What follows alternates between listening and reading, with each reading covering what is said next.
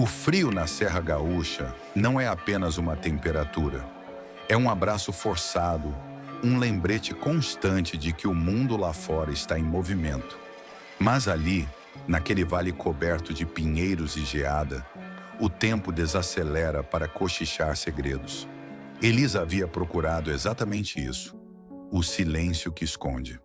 Há 7 meses ela trocou a megalópole e o peso esmagador de seu passado por A Colheita, uma pequena e antiga cafeteria de pedra na estrada que levava a Canela.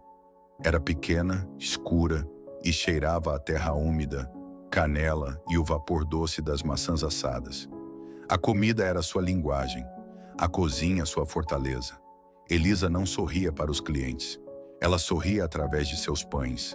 Ela falava através de seu café. Seu rosto era uma tela em branco. Cabelos cor de cobre, sempre presos. Olhos grandes e verdes que viam mais do que queriam, mas que se recusavam a focar no futuro. Ela vivia um dia de cada vez, na esperança de que a neve, quando caísse, enterrasse definitivamente as memórias da cidade grande. O outono era a estação mais longa em A Colheita, e com ele veio Daniel. Ele chegou em uma terça-feira cinzenta no meio da manhã, o horário mais morto do café. Ele não chegou procurando abrigo, mas sim um escritório temporário. Daniel era o oposto do ambiente. Vestia roupas sóbrias de cores neutras, mas impecavelmente passadas. A barba estava aparada com precisão.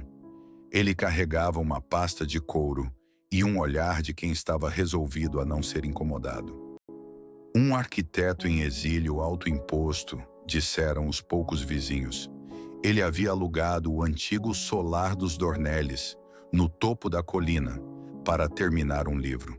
Ele entrou, agitou o guarda-chuva na porta e olhou em volta com a desaprovação educada de quem esperava um lugar mais moderno.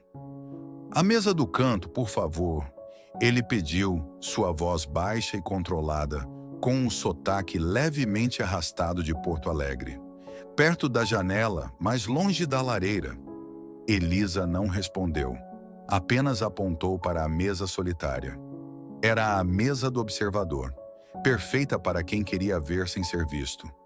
Um expresso puro e um croissant simples, sem açúcar, sem recheio. Ele pagou em dinheiro, deu o troco exato e sentou-se. Abriu o laptop e a pasta, e ali permaneceu por 4 horas seguidas, apenas o som da máquina de escrever substituindo a voz. No dia seguinte, ele voltou. E no dia seguinte. E no outro. A rotina de Daniel tornou-se parte da rotina de Elisa. Sempre o mesmo horário, sempre a mesma mesa, sempre o mesmo pedido. Um rito de passagem para a solidão. Eles não trocavam mais de 3 palavras por dia e eram palavras sobre cafeína e farinha. Sua primeira conversa real ocorreu na segunda semana. O gerador da cidade decidiu falhar. O café mergulhou em uma escuridão quente, quebrada apenas pela luz fraca da lareira e pelas velas de emergência. O chiado da máquina de expresso morreu. Daniel, que estava no meio de um parágrafo complexo, suspirou de frustração e fechou o laptop. "Que ótimo! Minha rotina agradece a interrupção." "O sul é assim", Elisa disse, acendendo uma vela sobre o balcão. A luz tremulante fez seus olhos brilharem. "As coisas não se curvam ao seu cronograma." Ele caminhou até o balcão. A proximidade era inédita. "Parece que você gosta disso, desse caos calmo." "O caos pode ser controlado", ela respondeu, mexendo em uma tigela de massa com a mão. "Desde que você saiba quais ingredientes usar." O tempo, no entanto, o tempo corre, mesmo sem eletricidade. "E qual ingrediente você usaria para consertar o tempo se pudesse?" A pergunta, inesperadamente íntima, pegou-a desprevenida. O silêncio se estendeu. Os únicos sons eram a chuva fraca e o crepitar da lenha. Eu não consertaria, ela disse finalmente, sem olhá-lo. Eu o aceitaria como é, com suas rachaduras. Daniel assentiu, pensando. É uma visão mais sábia do que a minha. Ele se virou para a lareira e Elisa notou algo diferente. Ele estava vestindo um suéter de lã cinza que parecia muito gasto, talvez velho. Algo fora de sua persona de executivo em reclusão. Parecia humano. Você não vai trabalhar enquanto a luz não voltar? Ela perguntou. Não consigo. O que eu estou escrevendo exige uma precisão que a luz da vela não me permite. É sobre um projeto que eu não consegui terminar. Arrependimentos? Não. Perda. A palavra foi dita no mesmo tom que ela usava para falar de seu passado. Curta, final, definitiva.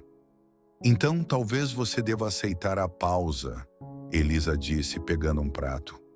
Sente-se aqui. Eu não posso fazer café, mas posso oferecer algo que não estava no cronograma. Ela colocou na mesa para ele um pequeno bolo quente. Era uma fatia de streucel de maçã, algo que ela só fazia nos dias mais frios e que nunca vendia, guardando-o para si mesma. A camada superior estava crocante, o recheio de maçã e canela fumegava. O que é isso? Ele perguntou. É o sabor da colheita.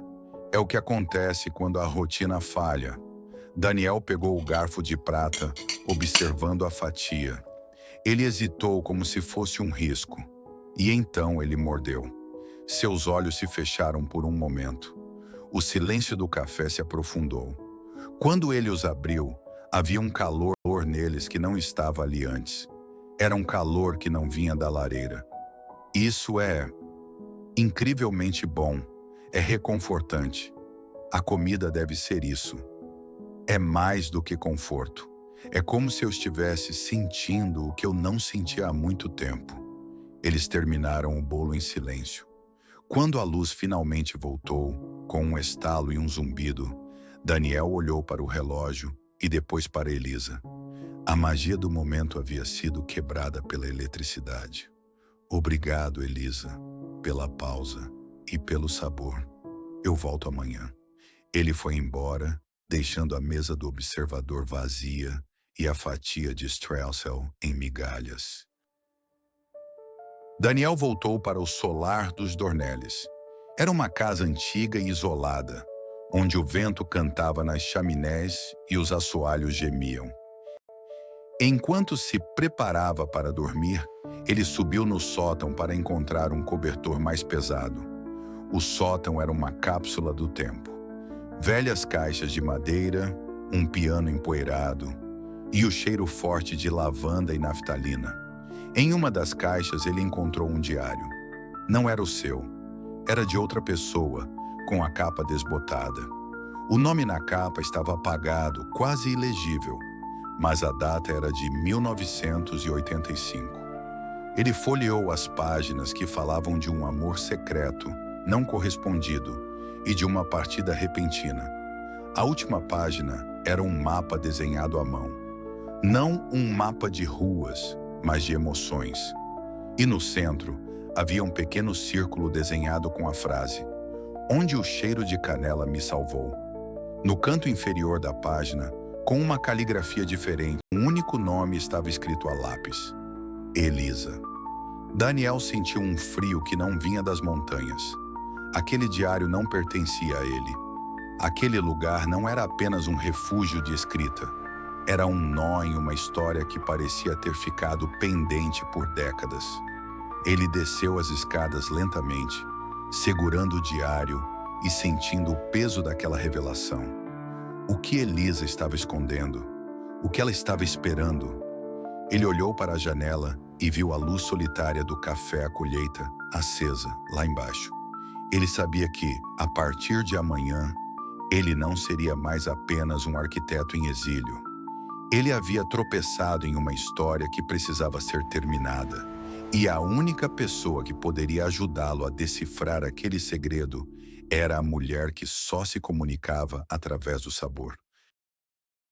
E assim, A quietude da Serra Gaúcha foi rompida. Daniel procurava apenas isolamento, mas o destino lhe entregou um diário de 1985 e a única chave para o passado. O nome Elisa. O que ela está escondendo? Qual é a conexão entre a confeiteira reservada e o amor interrompido daquele antigo diário? Daniel vai arriscar a única paz que encontrou para desvendar o segredo dela? Ou vai guardar o silêncio como ela guarda o próprio coração? O que você faria no lugar dele? Deixe sua teoria aqui nos comentários. Se você sentiu o sabor e o mistério dessa história, não saia sem deixar o seu like. E o mais importante, inscreva-se no canal para garantir seu lugar.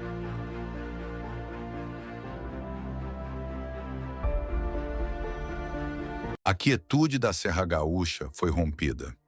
Daniel procurava apenas isolamento, mas o destino lhe entregou um diário de 1985 e a única chave para o passado.